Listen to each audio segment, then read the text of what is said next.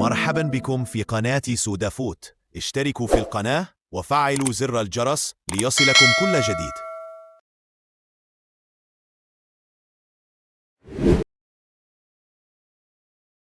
يبحث نادي الهلال عن تعزيز قائمته من اللاعبين خلال ميركاتو الصيف استعدادا لاستحقاقات الموسم المقبل المحلية والقارية.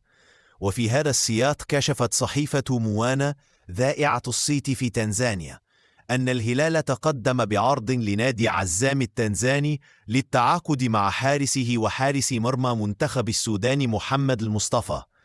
الصحيفة التنزانية كشفت أن المصطفى قد يغادر عزام رغم تبقي عام في عقده، وذلك لابتعاده بسبب إصابة طويلة، وكذلك ضم عزام لحارس التنزاني المخضرم أيشي مانولا. الهلال بدوره يحاول استغلال الأمر وتأمين مركز حراسة المرمى، مع سعيه أيضا بضم حارس أجنبي هو البوركيني فريد ويدراغو في ظل رحيل منتظر للإيفواري عيسى فوفانا.